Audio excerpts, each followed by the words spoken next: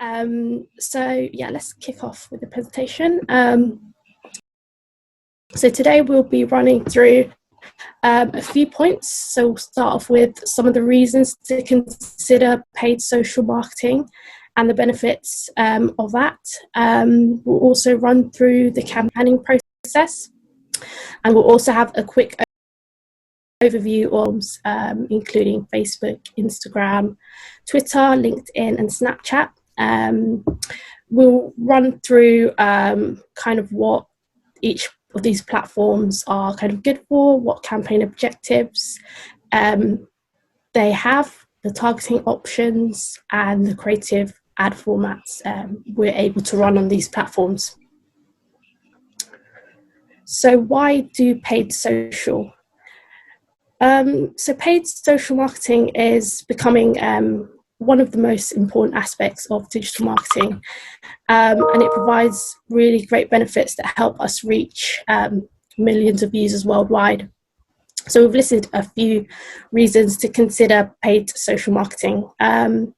So the first reason is to build brand awareness. By applying a paid social marketing strategy, it will help us increase brand recognition by increasing brand visibility online. Point 2, be where your customers are. Social media marketing is a really good way of engaging and interacting existing customers. So the more you communicate with your audience online, the more chances you kind of have to create that conversation, and it also helps customer retention and customer loyalty. Thirdly, expand to reach new customers. By sharing your content on social media, you're also giving new users a reason to click through to your website, which kind of leads to the fourth point of generating leads and conversions. So the more kind of quality content you share, the more traffic you generate, while leading to conversions. The fifth point, supports multi-channel campaigns. Paid social media kind of supports the multi-channel campaigns, kind of maximizing opportunities for users to interact with your brand. And then the final point, complement organic social. So kind of combining the benefits of each type of social media strategy is really important, both organic and paid, and that is kind of the best approach of social marketing.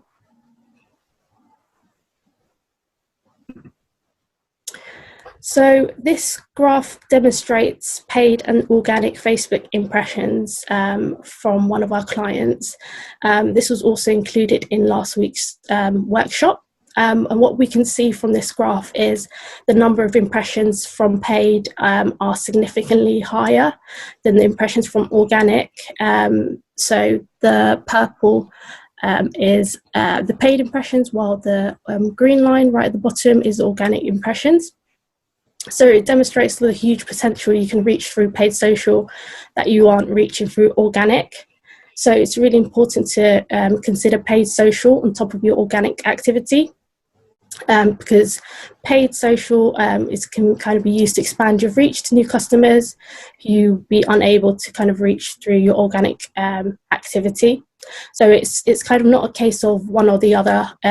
It should be thought of organic and paid to work together, because both strategies kind of really complement each other.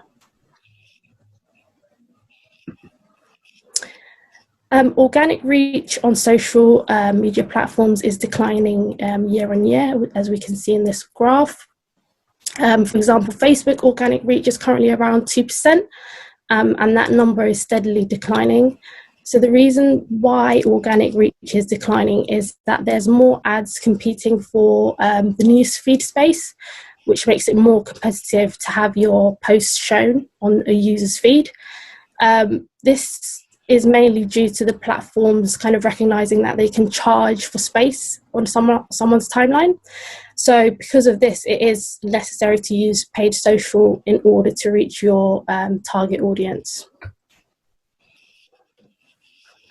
So now we'll talk about the campaign strategy and planning. So this is a schematic of a paid social campaign plan. And as you can see, it's largely the same as an organic one. So step 1 is setting objectives, KPIs, and goals. Step 2 is defining a budget. Step 3 is identifying your target audience. Step 4 is selecting the channels you'll use. Step 5 is writing ad copy and developing the creatives. Step 6 is setting up campaign and the tracking. Step 7 is pushing the campaign live. And step 8 is monitoring and optimizing the campaign. And step 9 is using the learnings from the campaign for future campaigns. So we'll go into each step in a bit more detail. So step 1 is, what are your goals? It's important that you identify what you want to achieve from a paid campaign. This is to ensure that you can determine whether or not the activity was successful, and it helps you effectively plan what channels to use and who to target. So your goals and objectives can be to increase brand awareness, increase engagement, drive sales and leads, to improve a return on investment, or increase website traffic. So there are 3 types of main goals, and these are associated with a business objective. So if your business objective is to grow the brand, then your social media goal will be awareness. And key metrics to look at for an awareness campaign are reach, impressions, clicks, cost per 1,000 impressions, sessions, users, and the number of new users on the website. Alternatively, if your business objective is to turn customers into advocates, then your social media goal will be engagement. And the key metrics for this social media goal are page likes, post likes, comments, reactions, shares, saves, and engagement rate. Your business objective may be to drive leads and sales, in which case social media goal is conversion, and things to look at for your campaign. If it's a conversion campaign, conversion rates, click-through rates, bounce rate, cost per click, and cost per acquisition. As you can see, these business objectives and social media goals are also similar to what is for an organic campaign, organic social media activity. So they're largely the same, but you just have different metrics, and you're paying to get in front of the customer. Step 2 is defining your budget. Your budget is just as important as defining your objectives and target audience. This is because your budget helps you determine how long the campaign can run for, how many channels you can advertise on, and the expected results from the paid campaign. So some channels have a minimum daily budget, which means that you won't be able to use all of your budget across three channels if your budget is relatively small. And you also want to ensure that you provide enough budget so that the platform can run consistently and optimize itself. Step 3 is understanding who is your target audience. One of the key ways that you can make sure your campaign works well is understanding who your target audience are online. So one of the first ways you can look at this is having a look at your existing customers and create your customer profile. So a few questions to ask are: what are their demographics, age and gender, where are they located, what are their interests and behaviours, and where do they spend their time online. Once you understand your ideal target audience, this will kind of help shape your campaign and understand what the best platforms are to reach this audience. Step 4, select your channels. So with so many social media networks to choose from, you'll need to consider which platform will work the best for your campaign and objective. So the first question to ask is which social media networks your target audience use. So this is where step 3 is quite important. Defining your audience in as much detail will help us understand where they spend their time online and which channels will work best for this audience. For example, if your campaign is targeting a younger audience, you might want to use a platform like Snapchat or TikTok. The next question will be which social media network works for your campaign objective, because each social media network kind of have their benefits in each objective. So this will kind of help determine which channels to use and which ones to skip. And a few other considerations are budget, time, and the message you'll be getting across, which can also help your choice of channel. Generally, we'd recommend running on multiple social platforms. This will kind of assist in the multi-channel strategy with more ways of and more channels of communication online. It's considered best to expose the consumers to different channels to kind of keep your brand in mind and for users to convert. So the social media platforms we use for marketing include the major social media platforms: Facebook, Instagram, LinkedIn, Twitter, Snapchat, Pinterest and YouTube. There are also some smaller and upcoming platforms such as Reddit, Tumblr, TikTok, which we also used, and each of these social media platforms offer a variety of advertising options, which we will discuss further along. So step 5 is writing your ad copy and creatives. The first point is that when writing your ad copy and developing your creatives, it's important to have a mobile first approach. By this we mean that a lot of users these days have a mobile device, and as such they're spending more time on this mobile device. Therefore your message shouldn't be too complex that it's not easily conveyed on a smaller screen. And also a lot of the time, if the message is too long, then because of the width of the screen, the message will be truncated. Therefore, you need to consider how long your messaging will be. And if you do require a longer message, then we always recommend including the most important point in the very first part of the ad copy, just so that a user will see this and won't miss out on what you want them to do.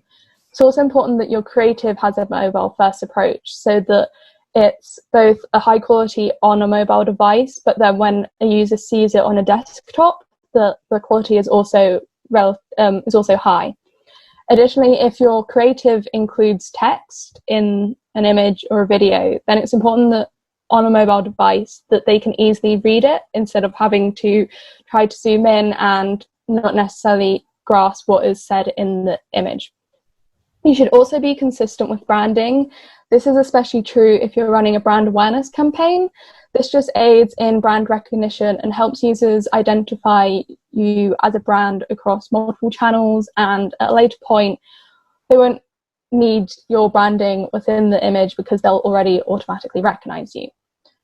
We also recommend utilizing video where possible. This is because it's the most viewed and shared across all platforms, because that's how their algorithms work, and platforms optimize for these. For example, on Facebook, videos just make up 3% of content, yet they earn the highest engagement rate, and this is seen across all platforms. So utilizing video is important, especially because you can easily capture the user's attention through the sound and movement of a video. It's also important that you have multiple versions of the ads to prevent ad fatigue. When we refer to ad fatigue, this relates to the frequency of the campaign.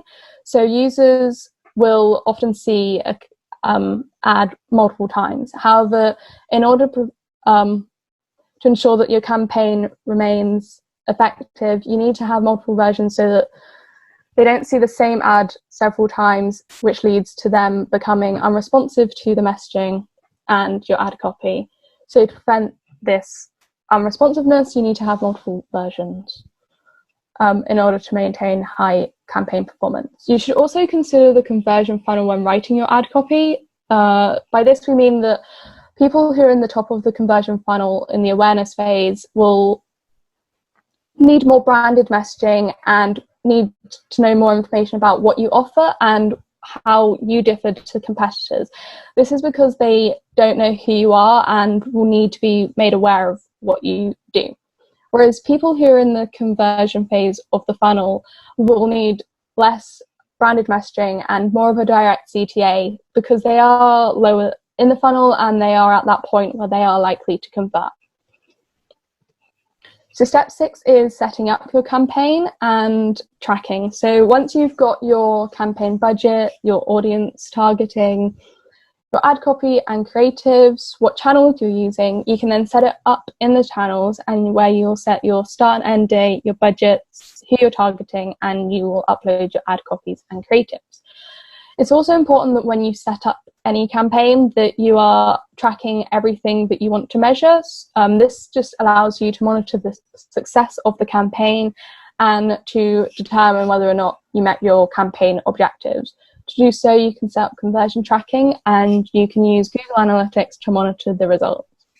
Step 7 is launching the campaign. So once everything is set up, that is the campaign and conversion tracking, you can launch the campaign. So step 8 is monitoring and optimizing for the campaign. It's necessary that you always check on the campaign performance throughout a campaign duration. To do so, you can look at the number of impressions, clicks, the click-through rate and conversion rate, frequency, and spend levels. Looking at these, you can then optimize and adjust the campaign accordingly to achieve your goal and objective. So if you realize that one campaign may be spending too quickly, then you'll have to look at what is causing that, or alternatively, some campaigns aren't spending the daily budget, in which case you may need to adjust your targeting to widen it or add more creatives. Step 9 is then using the learnings for future campaigns. So once the campaign has finished, you will then analyze the results as a whole, and you can ask yourself some of these questions. So did you meet your objective? If yes, then that's great. If not, then what are some of the reasons why? Some of the reasons why maybe the platforms weren't entirely the best performing. So some platforms might have performed better than others, in which case if a platform didn't perform as well, then you may not have met your objective. You can also ask yourself what creative messaging worked best. This may also help you determine if you didn't meet your objective, why, because your creative messaging may have been the wrong messaging for your target audience, or your target audience may have just not resonated with that messaging, in which case you may want to try alternative messaging for future campaigns.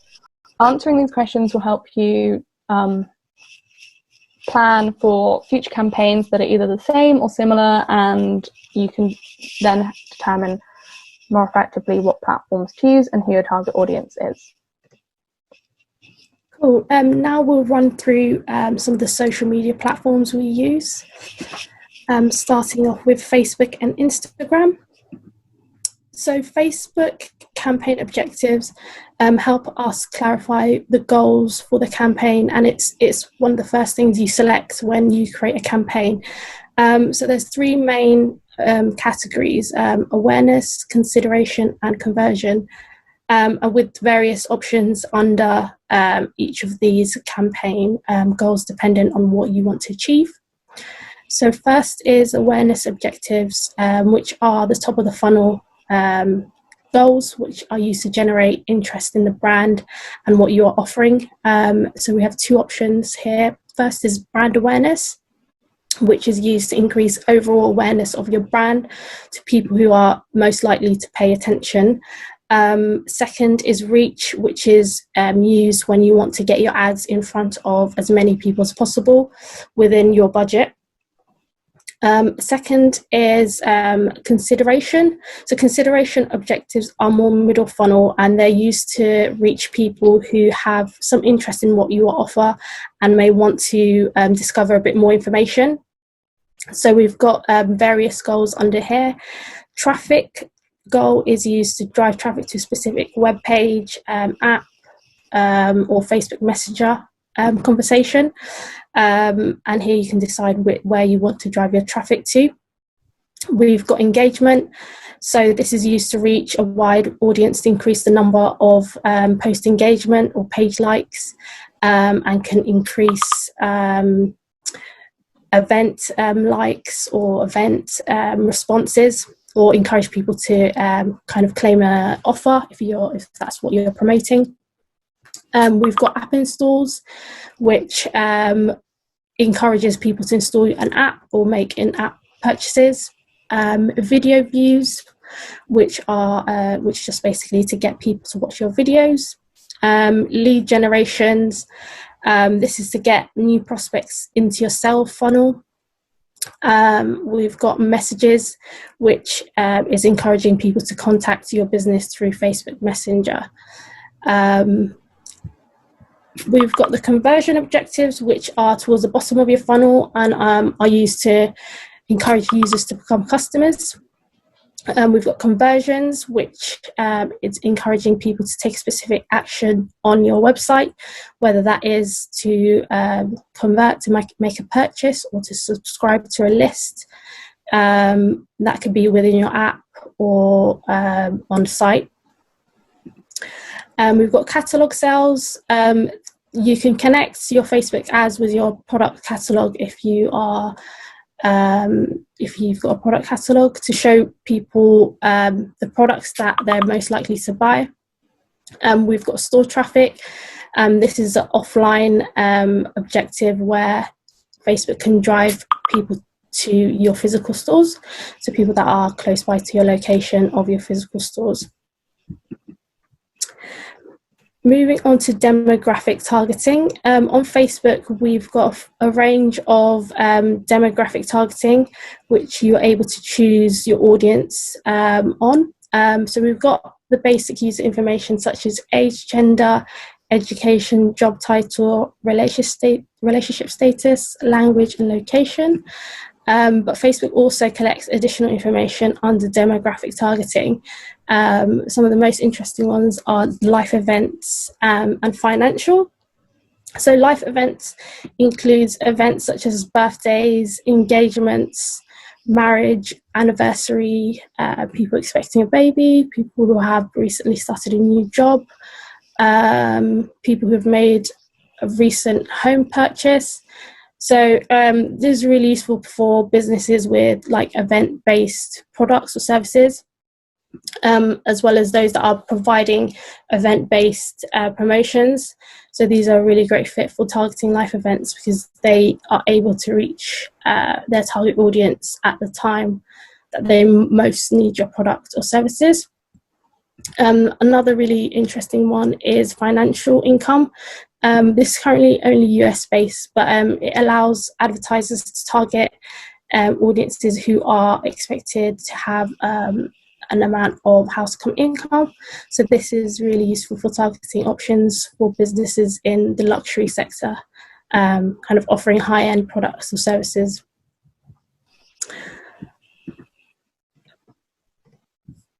So you can also target users through interest targeting. So there's several categories that Facebook has, and this helps us find people that are most interested in your industry or your business. And this is all based on users' likes and Facebook activity related to these categories. And these interest categories available include business and industries, entertainment, family and relationships, fitness and wellness, food and drink, sports and outdoors, technology, hobbies and activities, shopping and fashion. And within all of these categories, they are quite niche, and you can target quite specific interests within these. Another thing is you can kind of overlay these, so you can say, you can kind of have one category on top of the other to ensure that the users are interested in maybe both, if that is what you're looking for, which is really useful. The next targeting option of Facebook is behaviour targeting, and this is based on users' actions rather than what they are or what they are interested in. Behaviours are like their actions that they take, which can be from people who frequently travel to people who frequently buy clothing online, which can help shape your targeting. So Facebook can target the following behaviours, which include anniversary. So this is people who've got an anniversary within, I think, the 60 to 90 days. We've got consumer classification, and this includes people who prefer mid and high value goods or people who prefer high value goods. So this gives you an understanding of kind of how much they're willing to spend on certain items. We've got digital activities, So this includes telephone operating systems used, so people who use iPhones versus people who use Androids, the internet browsers they may have used, their email domains that they use, whether that is Gmail, Hotmail. So it can get quite detailed there. We've got expats. So this includes targeting people who've lived in a country, formerly expats, or close friends of those who've lived abroad, or family of those who have lived abroad. We've got mobile device users. This can be split by brand, operating systems, by the mobile device, smartphones, tablets, etc. We've got device use time. So this includes people who use how long a user uses their mobile device. We've got multicultural affinity. This is more of a US-based targeting, but this includes people who are African American, Asian American, Hispanic, etc. Politics is also US-based targeting. We have purchase behaviours, so people who have recently bought or who are engaged shoppers, or people who've clicked on a shop now call to action in the past week. So this is quite useful for brands that are also e-commerce, which are looking to have used that CTA. We've got Ramadan, which is a religious ceremony, and people who are either celebrating Ramadan or people who are close friends of those who are celebrating. We've got football, whether the users are fans of football or engage in football content. And we've also got travel, so people who are commuters, frequent travellers, frequent international travellers, etc. So yeah, as you can see, you can really get into a lot of detail with behaviour targeting and kind of pinpoint what behaviours you kind of associate your audience to kind of take part in. So we've also got custom audience targeting, which allows you to connect with people who've already shown interest in your business through either recent website visits or those who have converted in the past. You're able to retarget these audiences, which retargeting is a really effective way of kind of building that customer loyalty, customer communication, as well as these audiences are most likely to convert in the future as well. So there's 3 ways that we can use retargeting audiences on Facebook.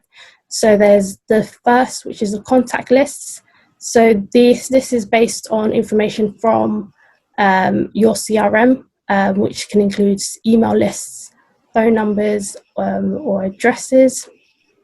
And what we're able to do is plug that information into Facebook, and this Facebook's able to match this information with profiles on Facebook, and therefore we're able to serve our ads that way. We're able to collect site visitors. This can be collected from the Facebook pixel, and therefore we're able to retarget those people. There's also app users, so we can also retarget current users of the app to drive people to make more in-app actions, whether that's to sign up or to make purchases in the app. So Facebook Lookalike audience targeting is a way to reach new people who are likely to be interested in your business because they are similar to your best existing customers in terms of their common interests and traits. So how this works is if you have a customer list, you can upload that list into Facebook, and from there Facebook can create a lookalike audience based on your customers, which targets users which Facebook kind of associates to have similar attributes to your existing customers. And lookalikes are generally really great for businesses who are looking to reach users on Facebook who are most likely to convert, because they are generally have the same attributes as your converting customers currently, which it really works well for a lot of our clients. So moving on to ad placements. So the places where you can run your ads are called ad placements. Depending on your campaign objective, your ads can appear on Facebook, Instagram, audience network, and Messenger. So these are known as platforms. Within each platforms, there are a series of placements which are listed. So the news feed is shown on Instagram and Facebook, and this is the main kind of the main feed of a user, and it can appear when people scroll through on mobile and desktop. These are generally like kind of the main placements, because they are great for attracting attention, and they kind of occupy quite a large space on the feed. We've got stories. This is on Instagram, Facebook, and Messenger. Stories are the mobile format. They run on both Facebook and Instagram, and this placement is kind of growing rapidly. And I think over 500 million users use it every day, and it's kind of one of the cheaper placements on Facebook, and works really well for kind of video formats generally. We've got in-stream. This is on Facebook, and in-stream is when an ad appears before or after video content, and kind of allows you to deliver about 15-second video to people who are watching videos on Facebook. So it's quite a short video length requirement, and so your creative needs to be quite snappy and have the message and grab users' attention immediately, and have like quite concise messaging there. We've got Serach, which is on Facebook. This is where ads appear to relevant Facebook and marketplace search results. We've got messages. So these are sponsored messages where the ad can appear as messages to people who have an existing conversation with you in Messenger. So they kind of appear as organic messages in your Messenger inbox. But once you click into it, it can take you to the website. We've got in article, where ads can appear in articles within the Facebook mobile app, within kind of a piece of content on Facebook. And then finally, we've got apps and sites. So this is the Facebook audience network, which includes a large inventory of websites, apps that are outside of Facebook. So this kind of gives you a way to expand your reach outside of the social media platform and to advertise on various mobile apps and websites.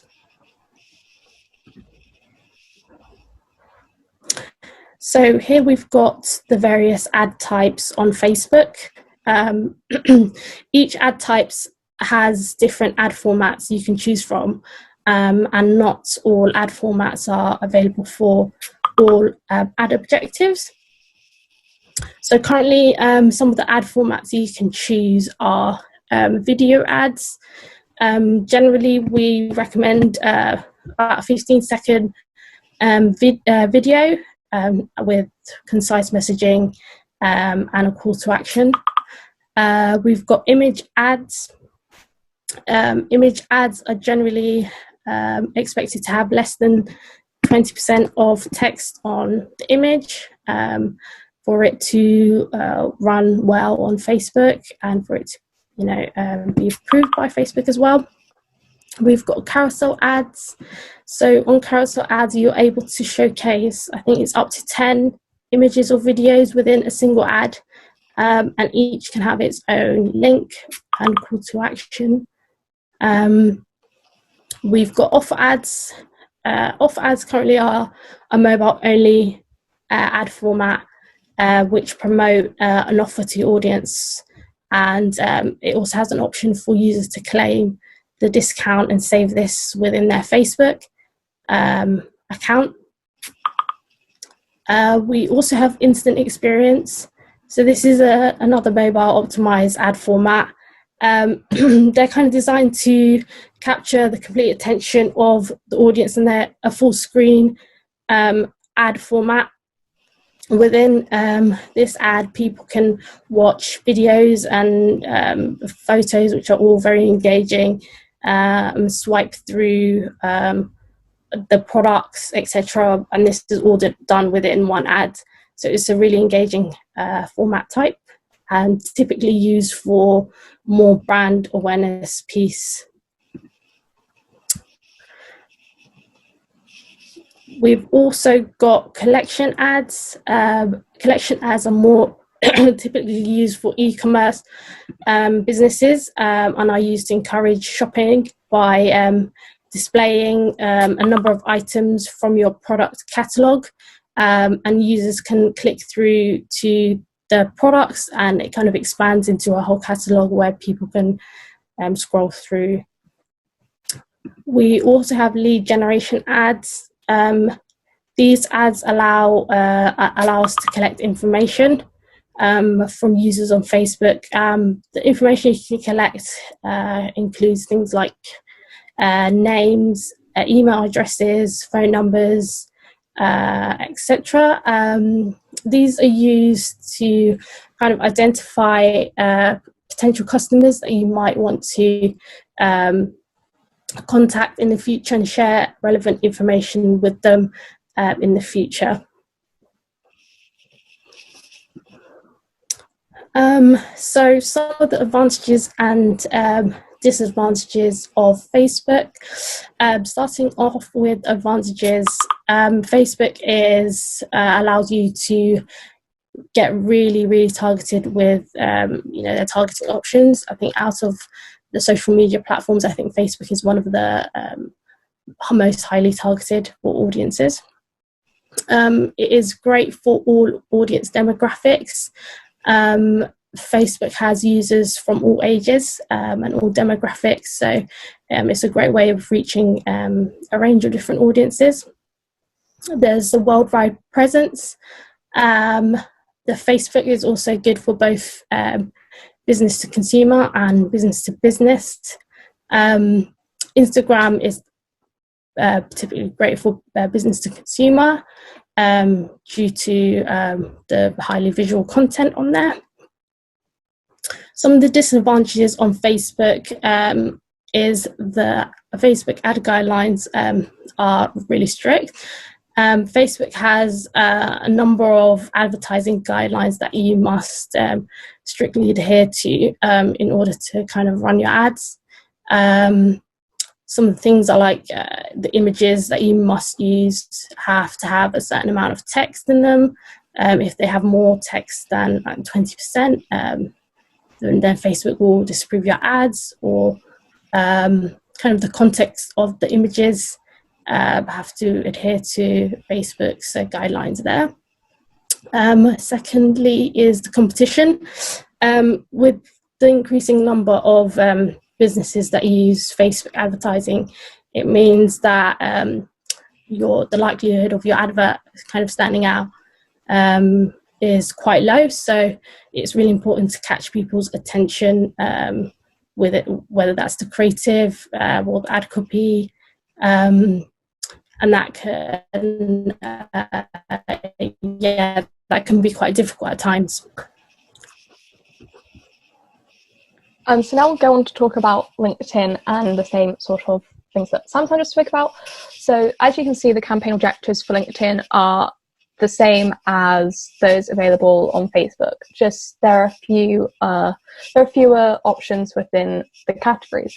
So the first objective is awareness, and within awareness you have the brand awareness campaigns. So this is most effective to fill the top of your funnel and also to build your share of voice and presence on LinkedIn. It is charged by a cost per 1,000 impressions instead of a cost per click basis, so you're paying for those impressions instead of clicks. For consideration campaigns, this is to encourage users to actively engage with you and your LinkedIn adverts. This can be website visits, so this is driving traffic to your chosen landing page in order to increase the number of visitors of the website.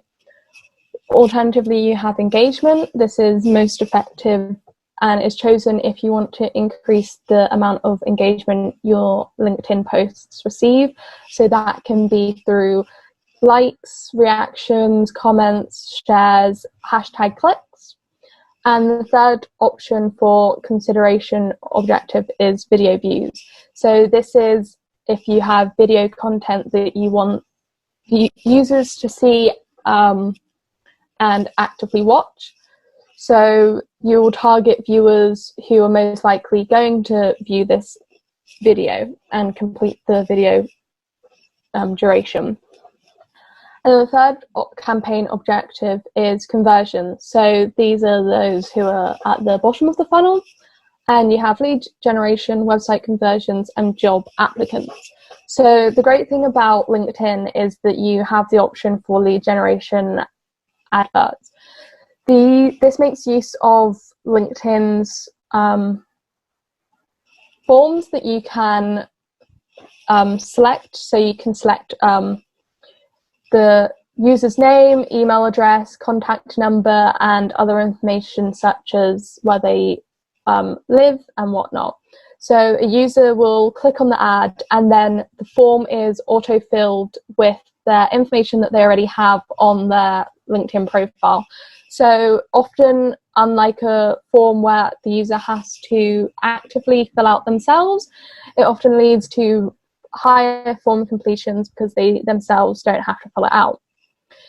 Using this information, lead generation allows you to gather key information and accurate data about your users, which you can then use for subsequent remarketing campaigns to advertise again later to them with a different advert, or you can use it to then use this information for more effective targeting because you have more information on your target audience.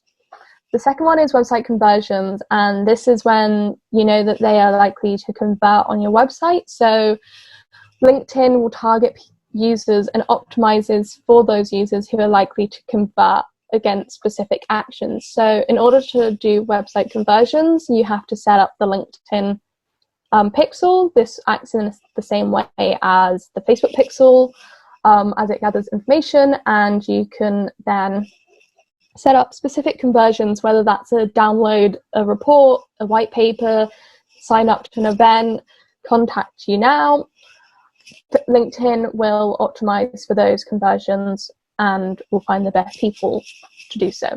And then the third one is job applicants. This is only relevant if you are actively searching for users for a job application, and if that's your goal. However, this one isn't applicable to many businesses unless you are filling a job space. So the targeting capabilities on LinkedIn are a lot more company and job orientated led, as opposed to on Facebook, which is a lot about their purchasing behavior and interests. So as you can see on LinkedIn, you have job experience, company interests, education, and demographics. So demographics are their age and gender, their location. And then for job experience, this can include their job function, seniority, title, member skills, and years of experience. So you may decide to target users who are CEO, managers, unpaid, entry levels, or you may decide to target by their years of experience. This can be 0 to 1 years, 1 to 2, 10 plus, whatever you decide.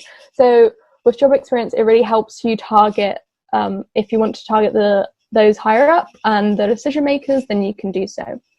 Then you also have company targeting. So this looks at company connections, company followers, company industry, company name, and company size. So you can target users, first degree connections of companies that you have listed in your targeting.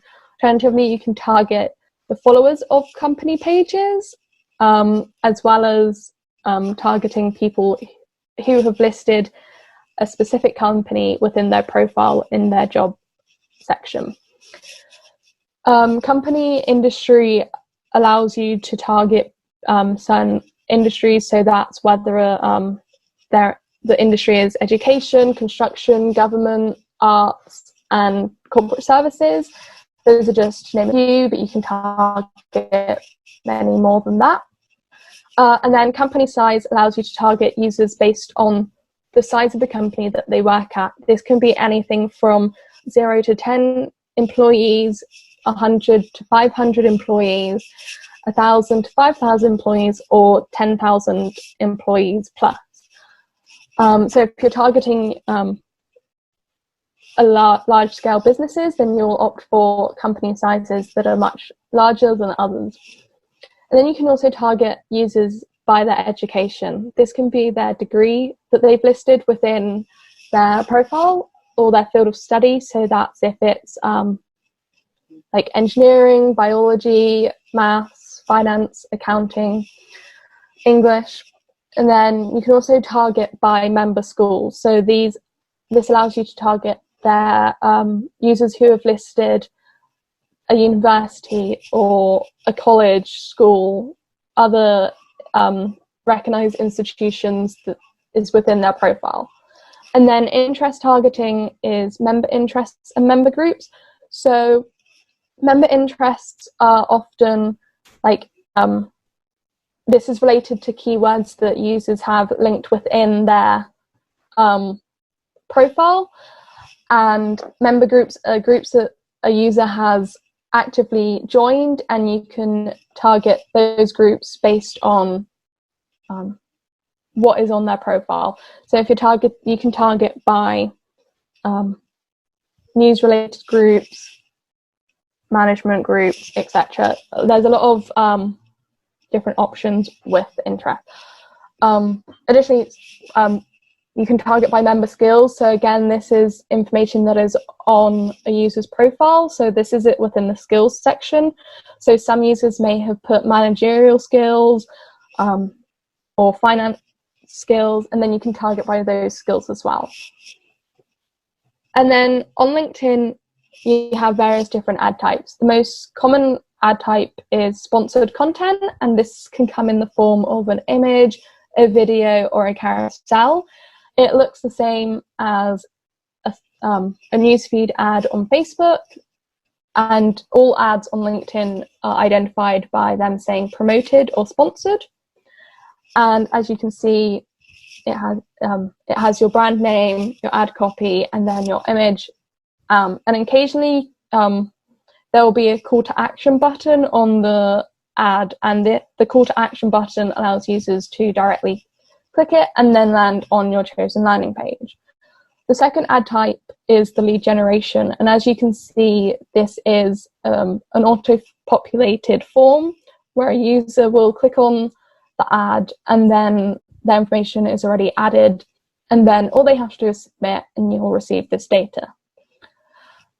The third type of ad type, which is like only on LinkedIn and is really effective, is the sponsored email. So sponsored emails sort of act like an email just on LinkedIn, and they allow for personalization because the user is able, because the advertiser is able to open the email, start the email with hi and then the user's name. So because of this high personalization, it will likely lead to higher open rates, and as such, lead to a desired action, whether that's clicking one of the hyperlinks you have included in the email or clicking on the call to action button that you have added. Again, this says it's a sponsored content so that the user can differentiate it between a normal ad and just general LinkedIn emails that companies send out. You also have text ads, and text ads on LinkedIn work in similar to a pay-per-click search ad. These often appear on the right-hand side of the user's timeline. And as you can see in the screenshot, there are 3 different promoted ads. So these are effective because you're still advertising to a user, just not filling up their timeline. However, they have less ad space, so then a user may not necessarily see your ad then and there. And the 5th type of ad type on LinkedIn is dynamic ads. Again, this is one of LinkedIn's personalized ad types. And as you can see, it pulls in the user's profile picture and name from their profile. And this is effective if you are promoting engagement by users following your page, or if you're advertising for a job and you would like users to follow through to apply for the job position. So advantages and disadvantages of LinkedIn. So the advantages is that LinkedIn is the most personalized of all the ad platforms. This is through the sponsored email and the dynamic ads. So because of this high personalization, it does need to high click-through rates, and personalization today is key because ad copy isn't always going to resonate with everyone, so having that personalization by opening up with their name just makes you more approachable as a brand. It also has excellent targeting capabilities through being able to target through their job, education, gender, demographics, etc. It also has a mature and professional audience, so this can be an advantage if that is your target audience. However, if it's not your target audience, then that is a disadvantage to you, and as such you won't select LinkedIn as your chosen campaign. And it is most effective for B2B just because of its more business orientated targeting and the fact of how many businesses are on the platform. Disadvantages is that it's more expensive than the other platforms. This is due to having a more professional audience, as they're deemed to be a higher quality than on other platforms, and also because LinkedIn is a relatively young platform in comparison to the others, so the competition is relatively low, but it means that LinkedIn is able to charge a higher amount. And as I said, it's not useful for a young audience just because they are less likely to be on the platform due to them not thinking about a career as of yet. So now I will talk about Twitter. So on Twitter you have a few more campaign objectives, and then and as you can see, so you have app installs. So this is if you have an app that you want to promote and you want to actively increase the number of people installing the app. Associated with the app installs is app re-engagement. So that is targeting people who have already downloaded your app. However, they may have stopped using the app, in which case you want to actively encourage them to start using the app again. Or alternatively, you will want to target people to make in-app purchases, and you can do so through the app re-engagement objectives. If your objective is to gain more Twitter followers, to build your audience on the platform and to have a bigger share of your voice, then you can optimize your campaign by selecting the followers to target the people who are most likely going to follow you. Associated with that is also tweet engagement. So if you want to maximize the number of engagement on your tweets, so whether that's replies, retweets, replies, retweets, and likes, then you can select the tweets engagements campaign objective, and this will push your tweets, whether that's an organic tweet that you then want to promote or a paid tweet in itself, then you can promote that to be on the user's timeline and to actively encourage engagement. Alternatively, if you have a video that you want to promote, then you can select the promoted video views. So this reaches people who are most likely going to complete the video watching. And additionally, there is also the in-stream video views. So this is similar to Facebook's in-stream video objective, in which you will have your ad will be shown before, during, or after a video. And then you also have awareness campaigns. So again, this is to build brand recognition of yourself, to get yourself to reach as many people as possible within your budget and to gain as many impressions. And then you also have website clicks or conversions. So this is to do with traffic, sending traffic to your chosen landing page, and also to reach people who are most likely to carry out a desired action. Again, that can be downloading a white paper, signing up to an event, purchasing, or contact you now. The website clicks and conversions are associated with the Twitter pixel again, so setting up those conversions beforehand will allow you to make use of this objective type. The targeting capabilities on Twitter, again, are largely the same as what's available on Facebook and LinkedIn. So you can target by gender, age, their language, so whether that's their language is English, Chinese, Spanish, French, you have all of those options. You also have the option of location targeting, so that's targeting people within a certain location. However, it's important to note that certain countries don't allow Twitter, so that's in places such as China and Russia. So if you're targeting those locations, then you won't necessarily be able to do it on LinkedIn just because these are banned within those countries. So that's something to bear in mind. You have tailored audiences. This is the same as Facebook's custom audience, in which you have customer data from your CRM, emails, phone numbers that you can upload to Twitter, and then they will match this to their Twitter users, and you can target them on Twitter.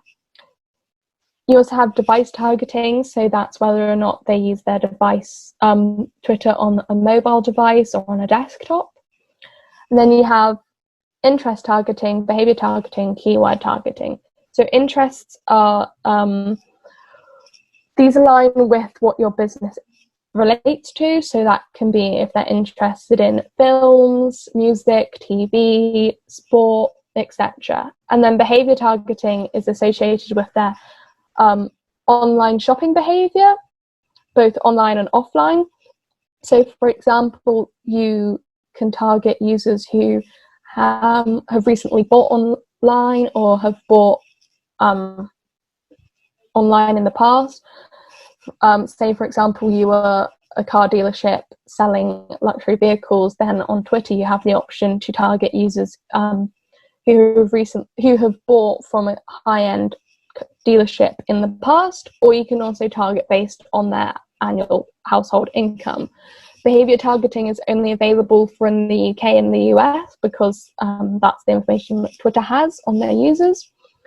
And then keyword targeting allows you to target certain words, phrases, or hashtags that a user has either tweeted recently or they have searched for within Twitter itself.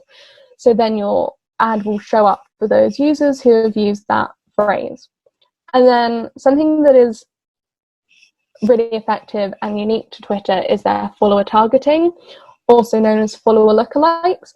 So follower targeting and follower lookalikes allows you to add certain Twitter handles within the audience targeting, and then Twitter finds similar audience users of those Twitter accounts. So you're not actively targeting the Twitter handles followers, but you're finding people who are similar to them.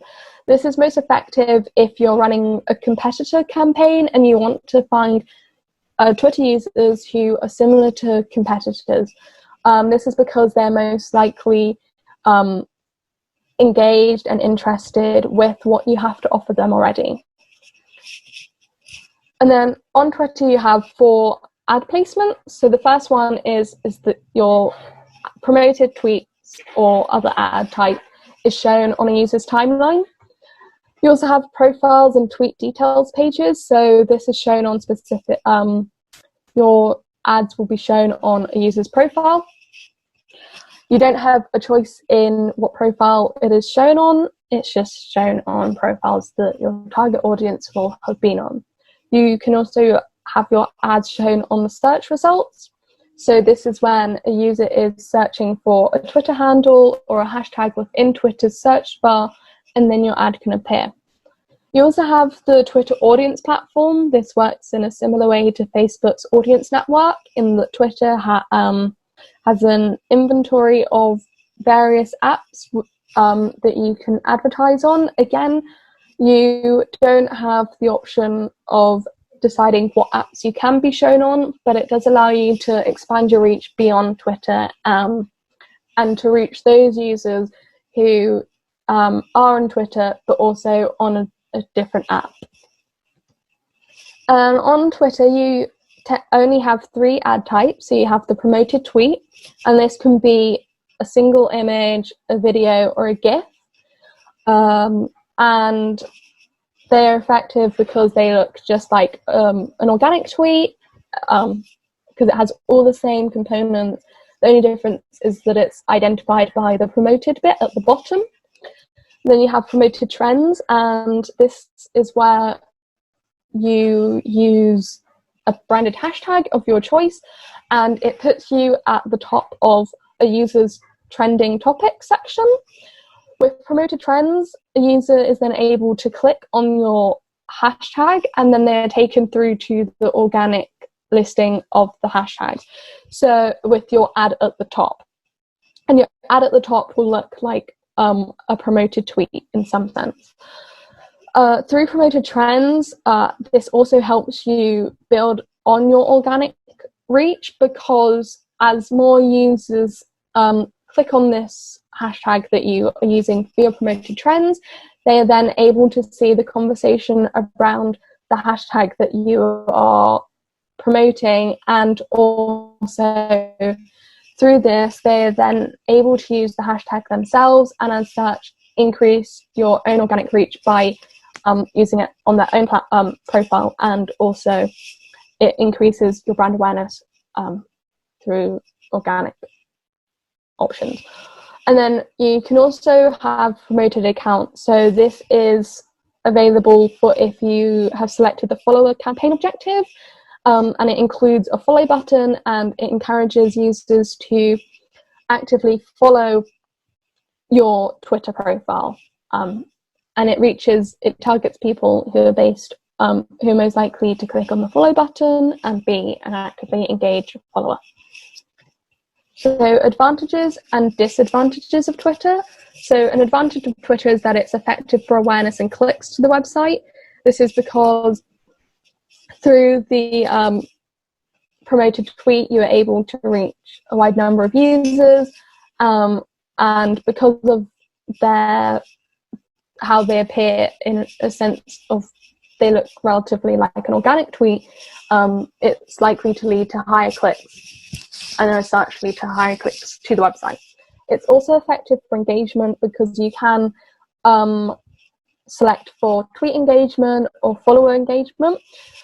Also, because of the use of hashtags within your tweets, whether that's the promoted tweet or through the promoted trends, you're able to engage with users through this hashtag. And it's also really effective for having a conversation with users, just because of the direct connection you have with them and how easy it is to communicate with those users online. It's also good for B2C because of this conversation ability and because of how you can have a conversation. And it's also effective for B2B well, because of the content. Also, Twitter is seen as more of a newsworthy or news outlet than other platforms. This, like, from yourself, you have limited reporting from campaigns, so it's not as advanced a platform. However, that's like not you can analyze the campaign performance in, and also you do have the key campaign metrics to look at. It also has the smallest number of users within the UK compared to the other platforms.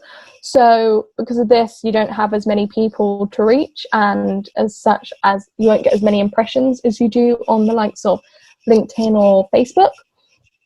You're also restricted by a 280 character limit. So it's relatively important to have clear and concise messaging if your messaging is more complex and doesn't help. So because of the character limit, there is a bit of a learning curve with writing the ad copy for Twitter. Moving on to Snapchat. The Snapchat campaign objectives are similar to some of the ones we've looked at, with the three main categories: awareness, consideration, and conversion. With awareness, as we spoke about, it's more to help people to get to know your brand products better. And then we've got consideration. Under consideration, we've got app installs, which will be used when we want to send users to the app store to download the app. Drive traffic to website would be used to send users directly to site. Drive traffic to app. This is used when a user may already have an app installed, and this would be used to send these users to the app. We've also got engagement, which is just to get users engaged with your ad.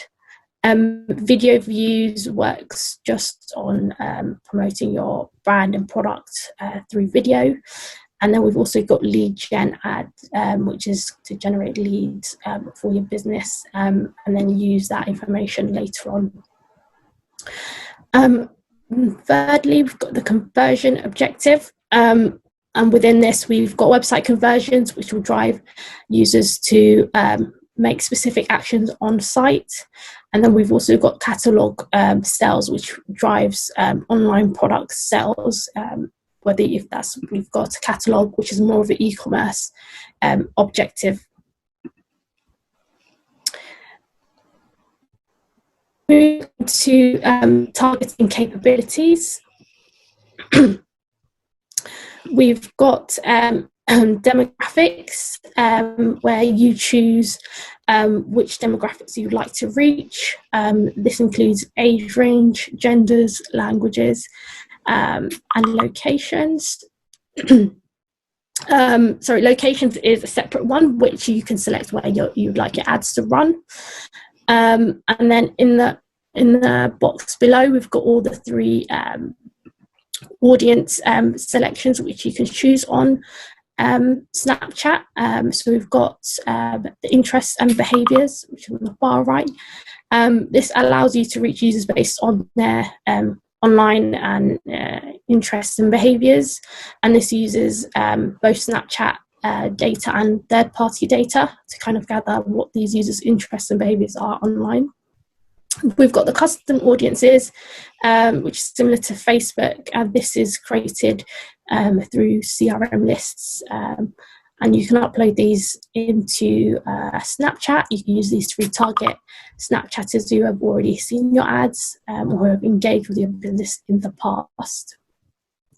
And then we've got lookalikes, also similar to Facebook, which you can create off the back of your previous customers and expand your reach by targeting those who have similar interests and behaviours to your previous customers. There are different ad formats which you can choose on Snapchat, and the ad format you choose kind of depend on what your objective is, who you're trying to reach, and how you want your users to interact with your ad. So we've got the Snap ads. This is the most popular type of format. They're the full screen ads, which can be used for all business objectives. Snap ads allow you to attach call to actions for viewers to kind of make the action, whether that's installing an app or visiting a site. We've got collection ads. These are ads which allow users to view and shop for the products you sell. So these are best for retailers and e-commerce brands. We have story ads. So story ads show when a user views the Discover section of their app, and they appear as a story ad. They are best utilized for when you are kind of driving conversions or generating leads. Those are the best type of ads to use there. We've got filters. So these are the ads that display as another layer on top of the Snap content that Snapchatters kind of create for themselves. So these can be used if it's a particular location, such as a restaurant or a club or an event that users will visit in real life, and then kind of use that filter on top of their Snap. These are kind of more of like a brand awareness type of ad. They don't lead users to a specific action. We've finally got the AR lenses. So the lenses are kind of what Snapchat are known for. They allow users to kind of alter their appearance with using the filter. So these type of ads are most ideal for driving engagement and boosting brand awareness. So users can use these filters and post them on their own Snapchat, and that's how they're used. So moving on to the advantages and disadvantages of Snapchat. The advantages of Snapchat is that it's generally a lot cheaper compared to a lot of other platforms. So the cost per reach and the cost per clicks are quite a lot lower than some of the other social media platforms we've seen. It's generally good for awareness and reach. Snapchat kind of allows you to reach a large audience at quite low costs. They're most effective for B2C, just kind of based on the type of platform it is. It is most used by a younger audience. So if you are looking to target a young audience, Snapchat is really effective for that. And there's also that direct connection with users. Some of the disadvantages of Snapchat is the increased competition from the platform.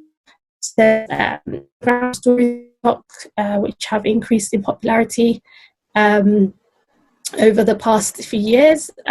So there's kind of less use of Snapchat we've seen, and more use of these newer kind of similar platforms. There's also the video time constraint.